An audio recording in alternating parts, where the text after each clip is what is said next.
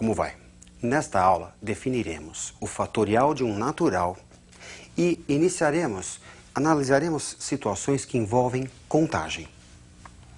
Na matemática, a expressão 4, acompanhado de um ponto de exclamação, lê-se 4 fatorial, representa um produto.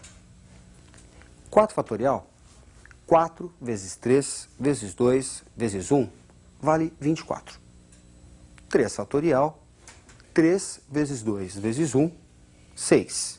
Observe que 4 fatorial, dividido por 4, resulta 3 fatorial. 2 fatorial, 2 vezes 1, 2. E 2 fatorial também pode ser obtido tomando-se o 3 fatorial e dividindo-se por 3. Bem, que valor definir para 1 fatorial, já que aqui não temos um produto? Vamos seguir essa mesma lei. Pegamos o anterior e dividimos por ele. Pegamos o fatorial do anterior e dividimos por ele. 2 fatorial sobre 2, 2 sobre 2, e resulta para 1 fatorial o valor 1. 0 fatorial.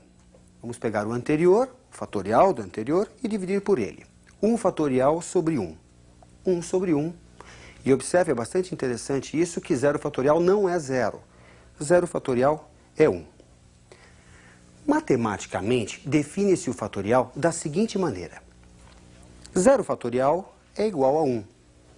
N fatorial representa o produto de n por n menos 1 fatorial para qualquer n pertencente aos naturais, excluído o zero.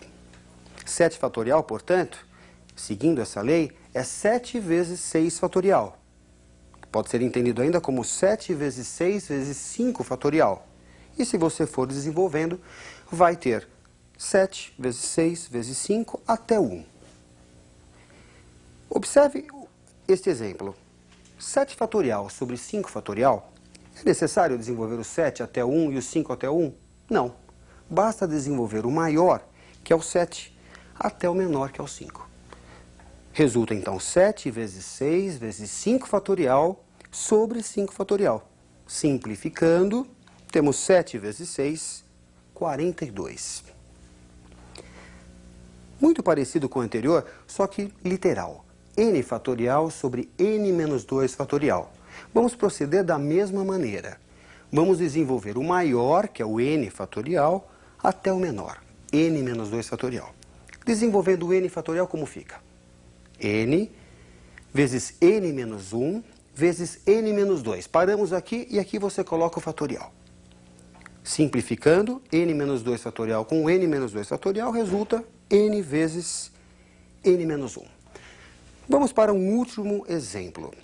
Temos que simplificar a expressão 7 fatorial menos 6 fatorial sobre 5 fatorial.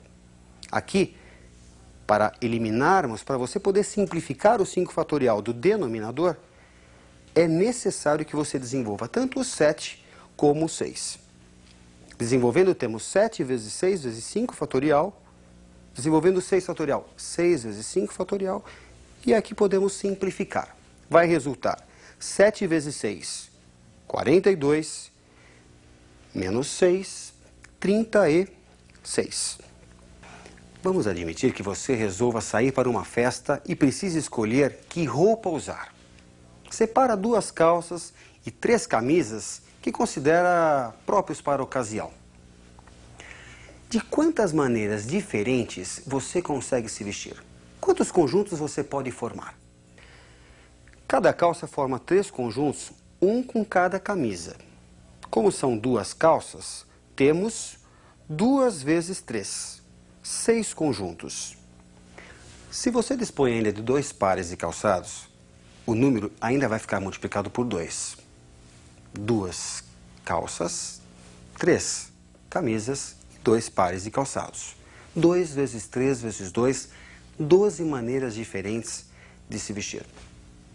Na matemática, situações como essa são tratadas na análise combinatória. E embora vamos ver uma série de técnicas para que você aprenda a fazer essas contagens, existem situações nos últimos vestibulares que não usam nenhuma das técnicas. Imagine o caso de um saque de R$100 numa máquina, num caixa eletrônico. De quantas formas diferentes a máquina pode efetuar o pagamento, admitindo que só existam notas de 5 e de 10? Vamos fazer a contagem pelo número de notas de 10. Uma de 10 e o restante de 5. São 18, mas na verdade você nem precisa se preocupar com isso. Segundo caso, 2 de 10 e o resto de 5. Terceiro caso, 10 de 10 e o resto de 5. Bom, até onde isso vai? 10 notas de 10, décimo caso, e nenhuma de 5.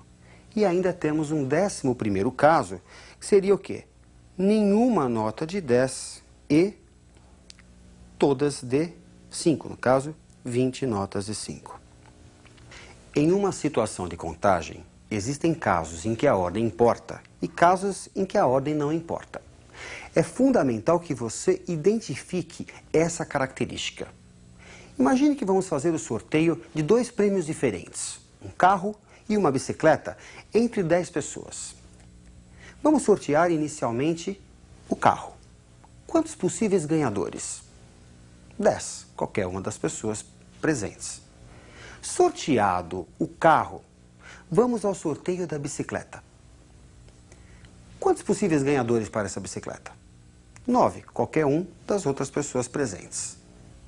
Portanto, temos 10 vezes 9, 90 possíveis duplas de ganhadores.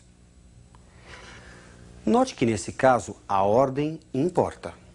Nelson ganhar o carro e Marlene a bicicleta é um caso diferente do que Marlene ganhar o carro e Nelson a bicicleta.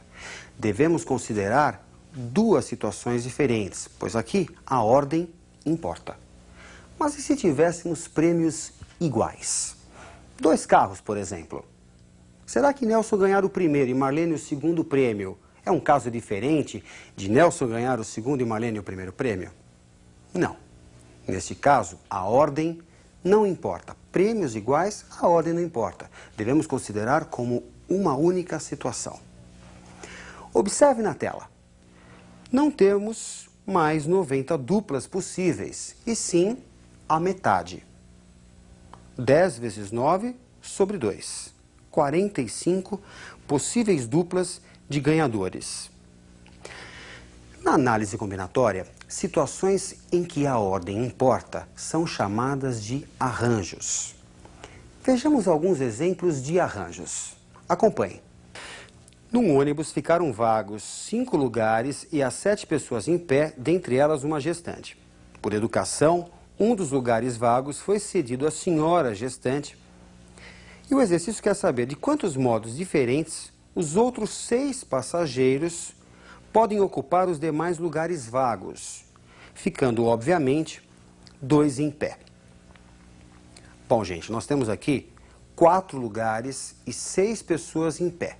A senhora gestante já ocupou um dos lugares.